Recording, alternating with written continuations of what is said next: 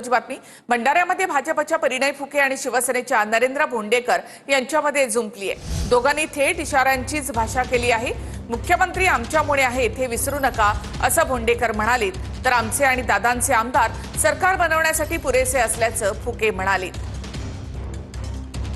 आज लागू आहे, त्याच्यामध्ये कुठल्याही शासकीय यंत्रणेवरती तुम्ही दबाव आणू शकत नाही, राजकीय दबाव आणू शकत नाही। अरे तुम्ही तुमच्या बायकांना उभे करता तेव्हा ते चालते, सत्तेचा दुरुपयोग करता आणि आम्ही सत्तेमध्ये आहो, आम्ही तुमच्या सोबत आहो, आम्ही तुम्हाला मतदान दिलेलं आहे म्हणून मुख्यमंत्री तुम्ही झाले, तर तुमचाच माणूस हा बगलबच्चा मोकाट सुटलेला सांड तो आमच्यावरती आरोप करतोय, आमच्या घरापर्यंत येतोय, आमच्या परिवारापर्यंत येतोय।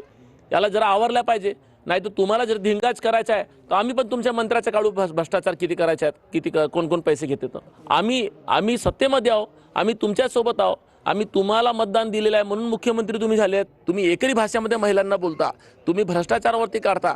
अरे तुम्ही मित्र पक्ष आहेत का? तुमच्यापेक्षा तर ते काँग्रेसवाले बरे। शिवसेनेची काही ताकद नसताना आम्ही ही सीट शिवसेनेला सोडली आणि भारतीय जनता पार्टीचे कार्यकर्त्यांमुळे बोंडेकर आमदार झाले आणि आता कुठेतरी अरेरावेची भाषा ते करतात आहे। 132 आमदार भारतीय जनता पार्टीचे आहे, 5 आमदार अपक्ष जे भारतीय जनता पार्टीला ज्यांनी समर्थन केलं 137 आहे, 41 आमदार राष्ट्रवादी काँग्रेस पक्षाचे आहे, हे 178 होतात आणि फक्त मेजॉरिटीला 288 पैकी 144 आमदार ज्याच्याकडे असला तोच मुख्यमंत्री बनतो, 145 आमदार ज्याकडे असला तोच मुख्यमंत्री बनतो।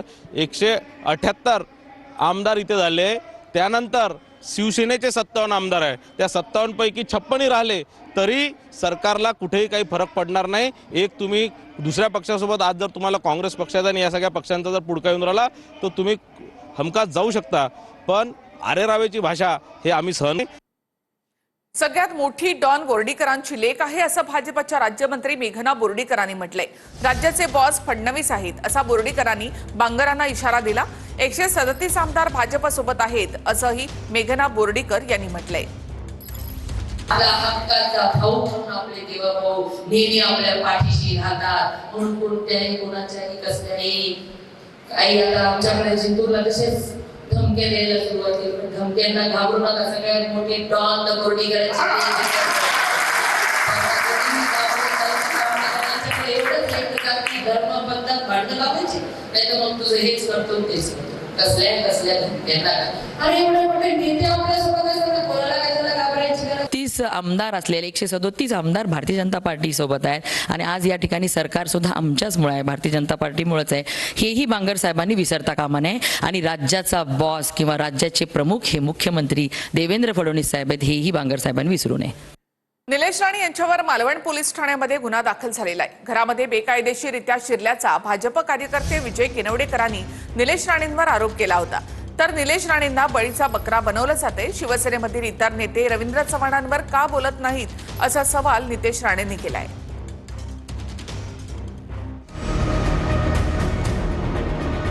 मालवण पोलीस ठाण्यात शिंदेच्या शिवसेनेचे आमदार निलेश राणेंवर गुन्हा दाखल करण्यात आलाय।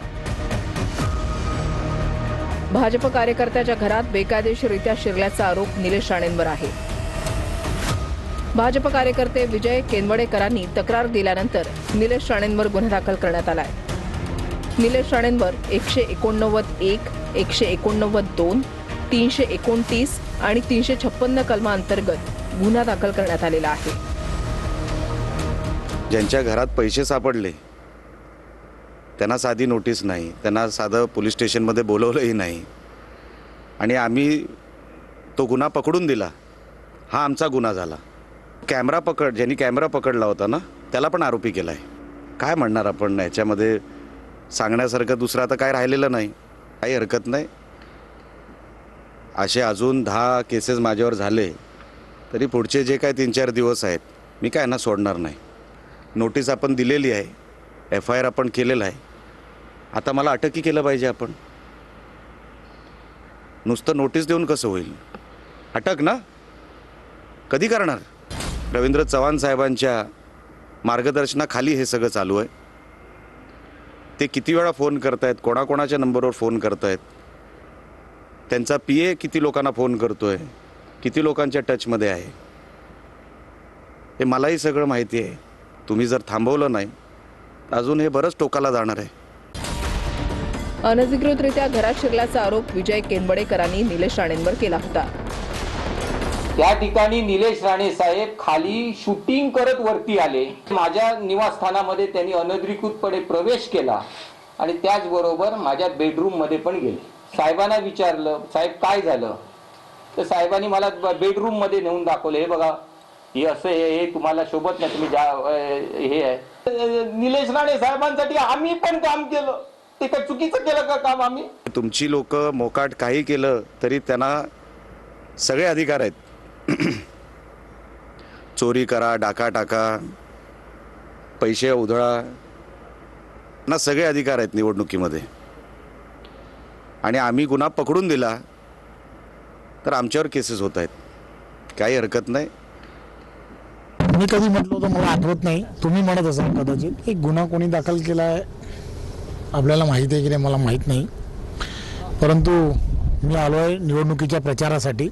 2 तारखेला संपूर्ण महाराष्ट्रामध्ये आपल्याला माहीत आहे की 288 ठिकाणी या निवडणुका होत आहेत. भारतीय जनता पार्टीचे सर्व उमेदवार हे नगराध्यक्ष पदाचे ज्या ज्या ठिकाणी उभे आहेत, त्यामुळे कार्यकर्त्यांच्या निवडणुकीला बळ देण्यासाठी आम्ही सर्वजण फिरतो. आदरणीय निलेशजींचा पण बळीचा बकरा केला जातोय. त्यांना एकटं पाडलं जात आहे. का दुसरा शिवसेनेचा नेता बोलत नाहीये? उदयजी येऊन का रवी चव्हाण साहेबांवर टीका करत नाहीये? या बाबतीमध्ये 2 तारखेनंतर जसं निलेशजी बोलले आहेत, आम्ही लोक आपण बसू, फडणवीस साहेबांबरोबर बसू, महायुती म्हणून ह्याच्यातून काय मार्ग निघतो आपण पाहू ना. अतिशय उत्तम संवाद रवी चव्हाण साहेब आणि राणे साहेबांचा आहे. अतिशय उत्तम संवाद फडणवीस साहेब आणि राणे साहेबांचा आहे. आणि म्हणून त्या लोकांना माहिती आहे ना काय विषय आहे. चुकीचं चित्र दिलं जातं. आम्ही सगळं द्यायला तयार होतो. भाजपच्या हक्काचं नगराध्यक्षपद मागत होते. भारतीय जनता पक्ष म्हणून मतदारांना काय हवं आहे, मतदारांची स्वप्न कुठली पूर्ण करायची आहेत आणि आमची बाजू कशी भक्कम आहे हे सांगण्यासाठी ही निवडणूक लढवतोय.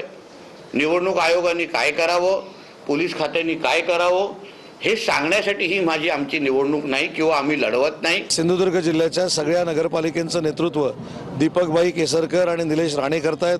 त्याच्यामुळे निलेश राणेंच्या पाठी अख्खी शिवसेना आहे. हा काय वाद पक्षापक्षातला नाही आहे, पण निलेश राणेंना ज्या पद्धतीनं टार्गेट केलं जातंय ते योग्य नाही, हे माझं देखील वैयक्तिक मत आहे. होऊ शकेल याचं पूर्ण जर कोणावर दोष जात असेल तर तो राजघराण्यावर जातो. केवळ तांत्रिक बाबीसाठी हा प्रकल्प 5 वर्ष त्यांनी अडवून ठेवलेला आहे. मल्टी स्पेशालिटीसाठी बजेट मंजूर आहे, त्याचं टेंडर झालेलं आहे, त्याची एजन्सी फायनलाइज झालेली आहे. त्यांना जर खरोखर लोकहिताची काळजी होती तर त्यांनी याच्यातून मार्ग काढायला पाहिजे होता. 2019 पासून मल्टी स्पेशालिस्टची जागा देण्याची क्लिअर झालेली, तरी पण केसरकरांना का जमलं नाही ते संपवण्याचं, म्हणजे ती जागा मिळवून देण्याची. का अजूनपर्यंत आरोग्याची व्यवस्था बद्दल सावंतवाडी आणि वेंगुर्ल्याचे लोक आजी बोंब का मारतायत? आपण आमदार